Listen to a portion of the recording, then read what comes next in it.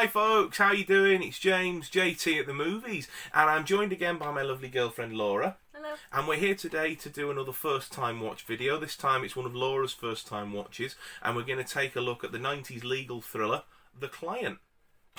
So this is one of my favourite legal thrillers, is this. I've always had a soft spot for this.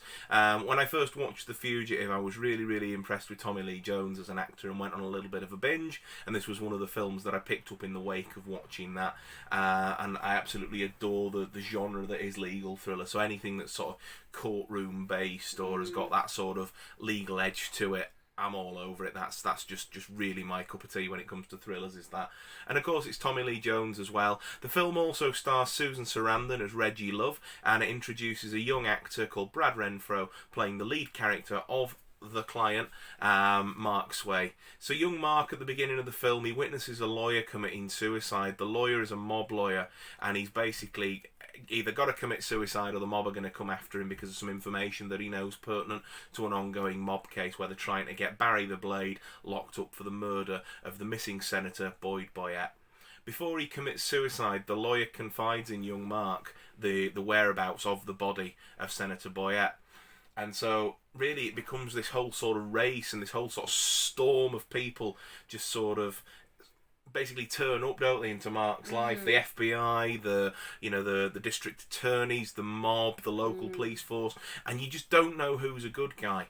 And Mark's a real tough little kid, isn't he, Laura? Yeah, he does, yeah. I felt for him. Brad Renfro does a really good job. He's got the mob. At one side, he's got the FBI. At the other side, he wants to protect his family. But on the other hand, he wants to tell everybody what's happened. And you just feel for him so much. And he's this tough little kid. Like, he's really just like, yeah, what are you going to do about it? I don't need anybody. You know, my dad walked out on us, and it's just me, mum, and my little brother, and I can look after us. I'm the man of the house. And he really wants to be this really tough, independent young lad. But when it actually boils down to it, you know, it's actually, and it's a key message in the film, really, sometimes being strong is being able to ask other people for help. Yeah. And, you know, a load shared is, or whatever the saying is, a load halved, isn't it? Or whatever the saying is. Somebody will tell me in the comments, won't they? But anyway, realising that he needs some legal help and protection, he decides to go looking for a lawyer, and ends up meeting Reggie Love, played by Susan Sarandon, who's actually a family attorney, like a divorce lawyer and all that sort of thing, and isn't really the sort of lawyer that will deal with this case normally. But after hearing what's going on and sort of being taken in by young Mark, she agrees to take on the case, and she is superb. She's brilliant. She's absolutely fantastic. There's a scene in this film where the district attorney and the FBI and the local police force, all led by Tommy Lee Jones' Reverend Roy, are trying to interrogate young Mark, and they're bending the rules and trying to get round all the sort of the laws and the jurisdiction in place to try and get the information out of him because he's a kid and they think he won't know any better. Saying things like he doesn't need an attorney with him. He doesn't need his he mum. doesn't need his mum or a guardian. And they're trying to secretly record him as well. And then Susan Sarandon comes in and says, no, you've done this, this, this, and this. Therefore, you're not allowed to talk to my client. Goodbye. And absolutely, yeah. She's brilliant. And she's bugged the kid as well, so she's got it all on recording. And she's like, so this is what I want, and gives him a list of demands. And you'll come and see me at my office at this time. And, we'll do it my way or it's the highway. And Tommy Lee Jones sort of gives the line of, well, that's blackmail, Miss Love. And she goes, well, indict me, Reverend Roy. And it's just, they have that sort of a dynamic, don't they, all the way through. There's a bit in it where they are in a courtroom and he starts trying to sort of inappropriately, I won't say flirt, but he says something to try and make her feel like he's trying to flirt with her. She just goes, die in hell, and it's just so funny. Yeah, he's like, my Miss Love, you're a very pretty lady. Are you sure you're a lawyer? And it's all that sort of thing going on. But I love the judge as well. He was no nonsense as well. Yeah, he was absolutely. And he's like, no, and because Reverend Roy gets his nickname for the fact that when he's sort of on his monologues in court, he likes to quote scripture and from the Bible and religious sort of text and things like that. And he tries to do that. And this sort of small town judge is having none of it, and he's like, nope, this ain't a church, sit your ass down, son. And it's brilliant because he's a really sweet judge, but he's like none of your nonsense. Definitely. And yeah, the film sort of gets more and more intense. You don't know who out of the police force you can trust. You don't know who out of the FBI you can trust. And Mark himself is just a really, really tormented little character. And I think the kid, the young lad Brad Renfro plays it so well. And like, he learns that Reggie's got a history with alcohol abuse and substance abuse that she's clean from now. But it sort of touches on a trauma, doesn't it, that he's had with his own dad. And sort of they go back from there, and the dad was an abuser and he's left now and he's out of the picture. But it sort of triggers something for him, and when he finds out that she'd been on that similar journey, he sort of gets all emotional, and they have a really, really deep sort of conversation, and the relationship is a really, really strong one. And then like the third act sort of really becomes your usual sort of like action thriller sort of ending. So the bad guys are after them, they're against the clock to complete their objective, and it's one of those sort of all's well but ends well, but it's a little bit bittersweet at the end, isn't it? Without sort of going too much into spoiler territory. I appreciate it's nearly a 30-year-old film, but still there'll be some folk out there that haven't seen it, and that's the point of these videos, isn't it, Laura? Yeah, it is, I love this film. I've always had a really great time, and that's why I was keen to show Laura it, as it was my turn to give her a first watch. Laura, your thoughts? Yeah, I liked it. I like this film as well, and I'm glad you've shown it to me. Yeah, you've been going on about this film for a long time, and we finally sat down to watch it, and I'm glad we did, finally, because I liked it as well. The dynamic between Susan Sarandon and Tommy Lee Jones, absolutely brilliant. They work really well together. So good. There's that scene at the end where she finally strikes a deal with him, and she don't crack. Tommy Lee Jones is like, are you sure you want me to do this and this? And she's just sat there straight-faced like, yes, this is exactly what I want. Yeah, it's brilliant, because she gives him this list of demands, and he's like, well, you didn't ask for immunity.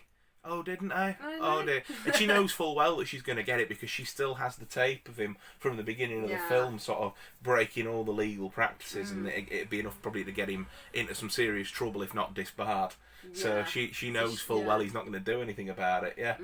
What did you think of like the plot and the stakes of the film? Yeah, I liked that, because unfortunately things like this do happen in the real world, and I think this is a really good visualization of what can happen and the risk people can go through as well. And it's just a really good thriller. Really liked it. Really good law thriller. Yeah, absolutely. Like you can imagine that there will have been people over time, can't you, that have sort of fallen foul to being victims of organised crime or caught up in a legal battle. And I think it does handle it, like you say, fairly realistically. I mean, I think some of the mob villains, I mean, they feel a bit sort of like they've been glamorized for Hollywood sort of thing, like the Barry the Blade guy and his uncle, who is one of the cops from The Fugitive, and he's the bent copper from The Dark Knight. The older one, the guy that's looking for Bigfoot and Elvis for Batman Suspect. He's the mob boss, and they have quite a good dynamic to him as well, and the villain Barry. Yeah. This movie is very well written, like you were saying about who can you trust. There's a police officer in it who's, I'd say, a dirty cop. He's working for the mob. It's never explicitly said, is it? But it certainly comes across that way, doesn't it? That he's a mob informant or on the take or something like that. Like he tries to befriend Mark, doesn't he, to start with, and then he's like, "I'll buy you the Sprite and don't you worry." And then sort of takes it later as evidence, and that's how they manage to tie in the fact that Mark knows more than he's letting on, which is really what starts this whole journey of all the FBI and everybody else getting involved. And Mark won't give up the details because he's scared then that the mob are going to come after him and his family. And it's really, really well written. Your family member Alison wrote to me on Facebook to say that the novel is a really, really good read. And for anybody that likes the film, if they've not read the book, they should go and read the book. I think it's one of them where there's more detail in the book, and it's definitely something that I'm going to be checking out after this. We watched this film on DVD, and to be fair, the DVD quality on the 55-inch screen in front of us held up more than fine. You can tell it's a DVD, you can tell it's standard definition, but it certainly didn't detract from the enjoyment. The audio quality was fine, the picture quality was fine, it wasn't blurry or pixelated or anything like that, blown up on such a big screen. It is available on Blu-ray, but not here in the UK, so you would be paying a bit of a premium to import it, either from on continent or from from America, and it's always worth checking as well whether or not it would play on a Region 2 player. Most Warner Brothers titles are Region 3, but you should always check before you purchase something and end up being 25 quid out of pocket, for argument's sake, for a title that won't play. Of course, if you get it from Europe and it'll be a Region 2 title, then you'll be absolutely fine. But if you can't get a hold of it on Blu-ray, the DVD is more than watchable, and I would say for the 3 or 4 quid I think that it currently is on Amazon, it's worth picking up. Any final comments, Laura? I really liked it. I really did, and thank you for showing me. Absolutely. Well, I think I would give that film a 7 out of 10. Yeah, I think I'd go the same. Yeah, 7. Brilliant stuff. There we are, folks. That has been this episode of First Watch, where I've shown Laura the film The Client, starring Tommy Lee Jones and Susan Sarandon. Let us know your thoughts on this film down below in the comments. We'd love to have a natter with you about it. It'd be really, really great. If you've liked this video, drop it a thumbs up, and then that way it lets me and it lets YouTube know that you like these sort of videos and these sort of film reviews, and we can keep making them for you. And if you're not already subscribed to the channel, please think about hitting that subscribe button, and if you do, ring the notification bell, and then that way you're the first person to be notified whenever me or myself and Laura or anybody else that I might have on the channel posts a video for you. And above all else, folks, thanks very much for watching. Take care of yourselves, and we'll see you again real soon. Bye.